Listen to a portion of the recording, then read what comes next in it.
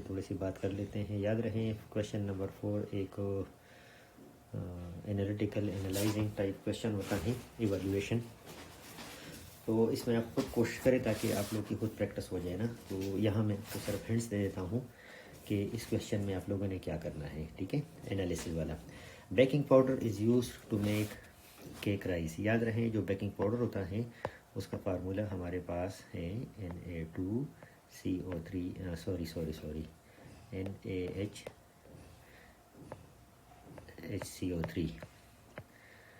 तो ये endothermic process होता है। जब ये हीट एब्जॉर्ब करता है सराउंडिंग से तो ये डिकम्पोज हो जाता है, थर्मली डिकम्पोज हो जाता है सोडियम कार्बोनेट में, ठीक है। और इसके साथ इससे कुछ कार्बन डाइऑक्साइड रिलीज़ होता है और कुछ वाटर मॉलिक्यूल भी इससे रिलीज़ हो जाता है। क्लियर हो गया।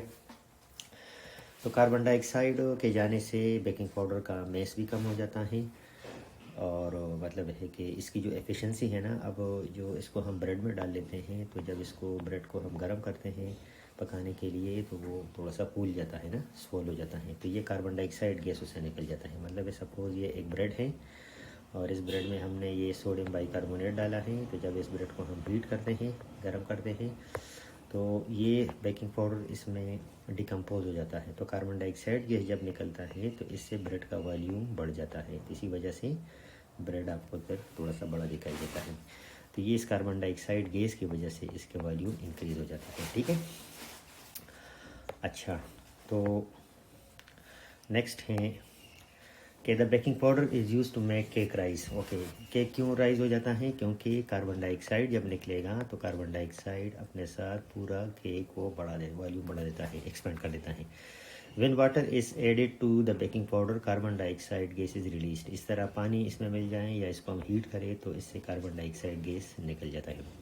The longer the baking powder is stored the less carbon dioxide it release when water is added. मतलब ये है कि जब इसको हम स्टोर करते हैं ना लॉन्ग टाइम के लिए, सालों साल जब ये पड़ा होता है तो इससे क्या होता है, ख़ुद ब खुद ये डिकम्पोज होता है, एक्सपायर हो जाता है, इसमें से कार्बन डाइऑक्साइड निकल जाता है। तो इसी वजह से जो ज़्यादा देर के लिए स्टोर हो जाता है तो उसमें से कार्बन डाइऑक्साइड फिर लेस प्रोड्यूस हो जाता है।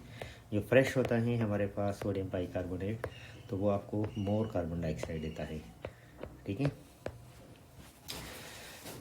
आप कहते हैं प्लेन, हाँ। तो यहाँ जो क्वेश्चन है वो उसमें आप लोगों ने ये देखना है कि हमें बेकिंग पाउडर के 2 सैंपल दिए हुए हैं और दोनों सैंपल में एक सैंपल हमारे पास है फ्रेश सैंपल, ठीक है, और दूसरा सैंपल हमारे पास होगा स्टोर्ड, तो वो फ्रेश नहीं है।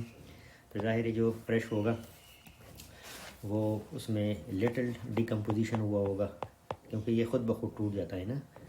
So small amount of decomposition अगर, तो ये आपको ज़्यादा कार्बन डाइऑक्साइड देगा क्योंकि ऑलरेडी ये इतना डिकम्पोज नहीं हुआ। जो स्टोर्ड वाला होता है तो वो ऑलरेडी अच्छा खासा पोर्शन इसका डिकम्पोज हो चुका है। सो दैट्स वाई जब आप इसमें पानी डालेंगे तो ये आपको, ये वाला तो आपको मोर कार्बन डाइऑक्साइड देगा, ये आपको देगा लेस कार्बन डाइऑक्साइड। अच्छा, तो अब आपको किस तरह पता चलेगा? तो ज़ाहिर है हमने दोनों का मेस लेना है तो हमें एक बैलेंस चाहिए। देखिए वो यहाँ कह रहे हैं ना कि the operators you need it, so you need a balance, because balance से आपने इनके वेट्स लेने हैं कि मेरे पास जो फ्रेश सैंपल है ए उसका वेट कितना है और मेरे पास जो स्टोर्ड है दूसरा सैंपल उसका वेट कितना है। So balance is needed in both cases to measure the weight. Similarly जब इसको हम हीट करेंगे तो हीटिंग के लिए हमें मतलब है कि बर्नर चाहिए, ठीक है, कोई हीट सोर्स हमें चाहिए। तो ये भी ऑपरेटर्स में आ जाता है। अच्छा उसके बाद फिर हम कुछ टाइम के लिए इसको हीट करते हैं तो हम देखेंगे कि इसका मेस कितना डिक्रीज़ हो चुका है। क्योंकि फ्रेश है, कार्बन डाइऑक्साइड उसमें ज़्यादा है तो इससे ज़्यादा कार्बन डाइऑक्साइड निकलेगा तो इसका मेस में जो डिक्रीज़ है ना वो ज़्यादा हम मेजर करेंगे, हमें ज़्यादा नज़र आएगा कि इसका मेस ज़्यादा डिक्रीज़ हुआ।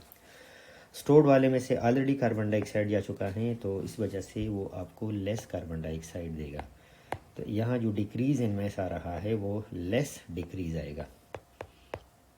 अच्छा, कार्बन डाइऑक्साइड को भी हम किस तरह मेजर करेंगे? कार्बन डाइऑक्साइड मेजरमेंट के लिए हम गैस सिरेंज यूज़ कर सकते हैं, लेकिन ये चूँकि लेंथी प्रोसेस है, लॉन्ग टाइम लेगा, तो फिर मेस वाली बात ज़्यादा सही है, लेकिन गैस सिरिंज भी हम यहाँ कर सकते हैं।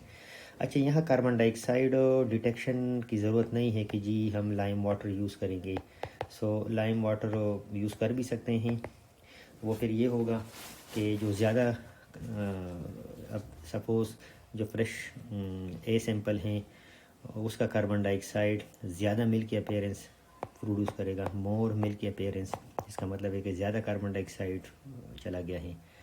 और दूसरा वाला चूँकि कम कार्बन डाइऑक्साइड बना रहा है तो इसी वजह से वो लेस मिल्की अपीयरेंस हो देगा। ठीक है, तो इस तरीके से हमें दोनों सैंपल का पता चल जाता है और उसका पता चल जाता है कि वो कितना कार्बन डाइऑक्साइड प्रोड्यूस कर रहे हैं। तो अगेन मैं बता दूं कि जो फ्रेश सैंपल हैं वो आपको देगा मोर कार्बन डाइऑक्साइड, और जो स्टोर्ड वाला है एक्सपायर्ड वो आपको देगा लेस कार्बन डाइऑक्साइड। तो ये इनके मेस में जो डिक्रीज़ आ जाता है उधर से हमें इसका पता चल जाता है। तो आप देखिए पॉइंट्स हमने सारे कवर किए। अपरेटस कौन सा यूज़ होगा, तो ज़ाहिर है बैलेंस चाहिए, कोई बीकर चाहिए, टेस्ट ट्यूब चाहिए जिसके अंदर हमने सैंपल लेने हैं, अलग अलग सैंपल अलग अलग टेस्ट ट्यूब में लेंगे। द मेथड टू यूज़ मतलब है कि हमने इसका मेस और जो केमिकल रिएक्शन है वो उसका मेथड है कि हम टेस्ट ट्यूब में दोनों का सैंपल लेंगे, अलग अलग टेस्ट ट्यूब में हम इसका मेस पहले से लेंगे, फिर उसको हम हीट करते हैं या उसमें हम पानी डाल लेते हैं। अमाउंट ऑफ कार्बन डाइऑक्साइड, अच्छा दोनों में अपने सेम अमाउंट ऑफ वाटर डालना है, क्योंकि ऐसा ना हो आप एक में ज़्यादा पानी डालें एक में कम डालेंगे तो फिर आपको एंड पे कैलकुलेशन में मसला होगा कि कार्बन डाइऑक्साइड कितना बना, सैंपल कितना था। तो इसी वजह से कोशिश करें कि दोनों सेम अमाउंट में हम ले लें और दोनों सेम अमाउंट में वाटर डालें, तब कार्बन डाइऑक्साइड का पता चलेगा कि कौन ज़्यादा दे रहा है। The measurement to takes, so mass measurement करेंगे इस तरह कितना गैस प्रोड्यूस हुआ है। तो जो गैस सिरिंज हम यूज़ करेंगे उसमें हम देखेंगे कि कितना वॉल्यूम ऑफ कार्बन डाइऑक्साइड उसमें बन रहा है, किसी में ज़्यादा बन रहा है किसी में कम बन रहा है। तो वहाँ से भी हमें पता चल जाता है कि जो ज़्यादा कार्बन डाइऑक्साइड दे रहा है वो फ्रेश सैंपल होगा। अच्छा, how to use the results to determine to answer the question. तो बस इसके अंदर मेन चीज़ यही है कि बैलेंस यूज़ करेंगे, टेस्ट ट्यूब क्लास जिसमें हमने सैंपल करना है, और वॉल्यूम ऑफ गैस मेजरमेंट हम किस तरह करते हैं। तरीक़ेकार ये है कि सबसे पहले हम मेस फाइंड करेंगे दोनों का, और इसमें हम वाटर ऐड करेंगे और फिर दोबारा हम इनके मेसेस चेक करेंगे। कार्बन डाइऑक्साइड अगर प्रोड्यूस हो रहा है तो उसका हम लाइम वाटर से भी टेस्ट करा सकते हैं। ठीक है, और कोशिश करें कि शुरू में आपके पास सैंपल सेम मास में हो और वाटर भी सेम अमाउंट में आप डालें। ठीक है, और दोनों का टेम्परेचर भी सेम हो, क्योंकि हमने सिर्फ ये देखना है कि कौन सा फ्रेश है कौन सा, तो यहाँ हीट टेम्परेचर सेम रहेगा। और फिर हम इन पे इनके रिज़ल्ट कंपेयर करेंगे। ठीक है, तो ये था हमारा क्वेश्चन।